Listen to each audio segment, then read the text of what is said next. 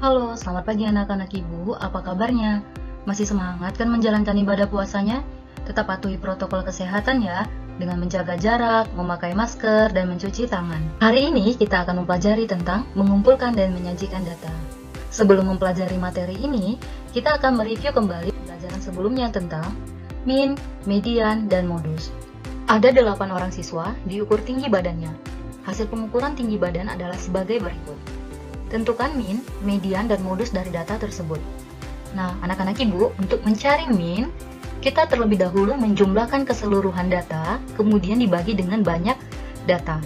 Nah, jumlah datanya diperoleh 1272, banyak datanya ada 8. Hasilnya diperoleh sebesar 159. Kemudian, untuk mencari median, kita terlebih dahulu mengurutkan data dari data terkecil sampai data terbesar terlebih dahulu, dari 150, 155, 157, 159, 160, 160, 161, dan 170. Setelah mengurutkan data, kita mencoret data dari depan dan belakang secara bersamaan sampai tersisa 2 data. Mengapa tersisa 2 data? Ingat anak-anak ibu, median itu ada data genap dan data ganjil. Apabila data genap, maka sisakan 2 data. Apabila data ganjil, maka sisakan 1 data.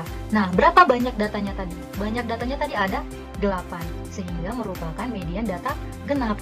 Selanjutnya, kita coret data dari depan dan belakang secara bersamaan sampai tersisa 2 data. Depan, belakang, depan, belakang, depan, belakang, sampai tersisa 2 data. Selanjutnya, kedua data ini kita jumlahkan, kemudian kita bagi dengan 2. Hasilnya adalah 159,5. Modus. Untuk pencari modus, kita terlebih dahulu mengelompokkan data yang sama. 150 ada berapa orang? 1. 155 ada berapa orang? 1.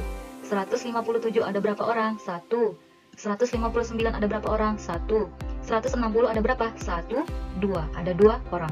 161 ada 1 orang. 170 ada 1 orang.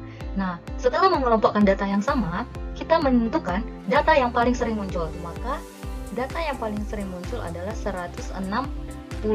Selanjutnya, perhatikan tabel di bawah ini. Tentukanlah modus, median, dan minnya. Nah, kita perhatikan tabelnya. Nilai ulangan IPA, nilai 65 ada 1 siswa, 75 ada 2 siswa, 70 ada 3 siswa, 72 5 siswa. Penyelesaiannya, yang pertama ditanya tadi modus. Maka modus itu apa tadi? Nilai yang paling banyak muncul. Nilai yang paling sering muncul dari tabel ini adalah nilai 72. Ada berapa siswa? Ada 5 siswa. Untuk mencari median, Ibu ingatkan kembali, terlebih dahulu untuk mengurutkan data dari yang terkecil sampai terbesar. Setelah diurutkan, kemudian kita coret depan dan belakang sampai sisa 1 data. Mengapa sisa 1 data? Karena banyak siswanya ada berapa? 1 tambah 2, 3 tambah 3, 6 tambah 5, 11. Ada 11 siswa. 11 itu merupakan bilangan ganjil, maka termasuk ke dalam median data ganjil. Bila data ganjil, maka sisakan 1 data. Depan, belakang, depan, belakang, depan, belakang, depan, belakang, depan, belakang. Sampai tersisa 1 data. Maka mediannya berapa? 72. Kemudian min. Untuk mencari min, kita harus menjumlahkan data, kemudian dibagi dengan banyak data. 65 ditambah 70, ditambah 70, ditambah 70,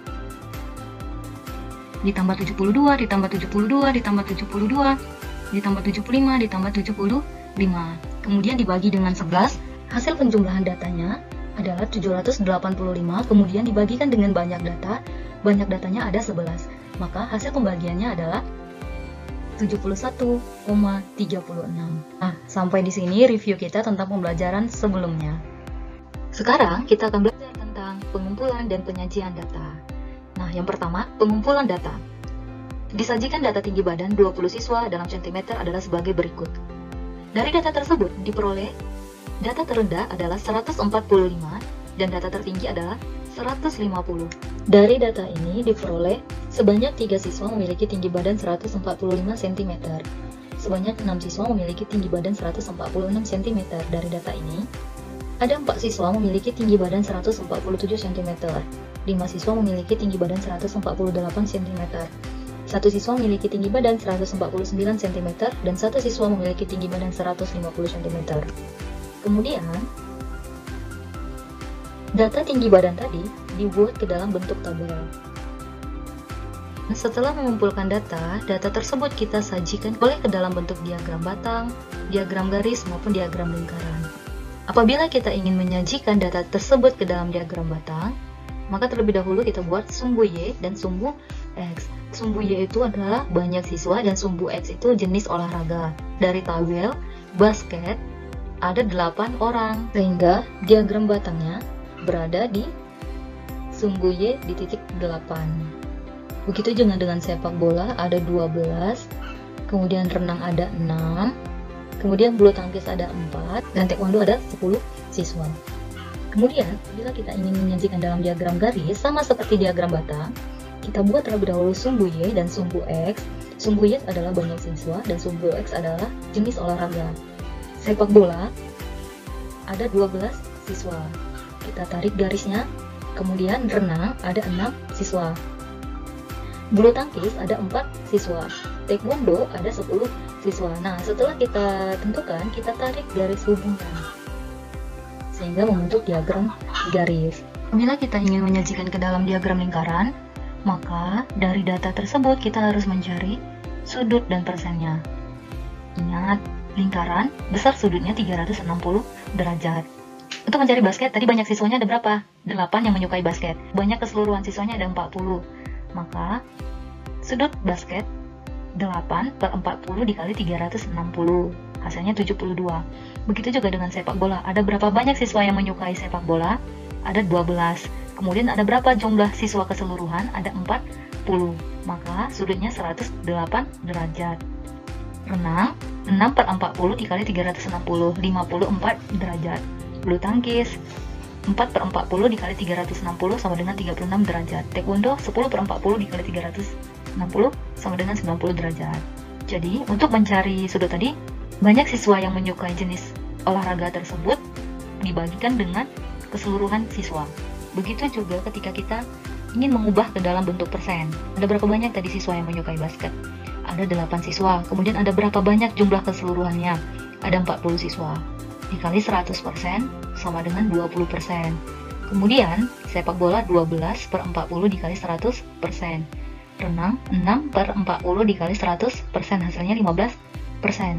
Bulu tangkis 4 per 40 dikali 100% sama dengan 10%. Taekwondo 10 per 40 dikali 100% sama dengan 25%. Demikianlah pembelajaran kita pada hari ini. Apabila ada pertanyaan, silakan bertanya. Sampai jumpa di pembelajaran selanjutnya.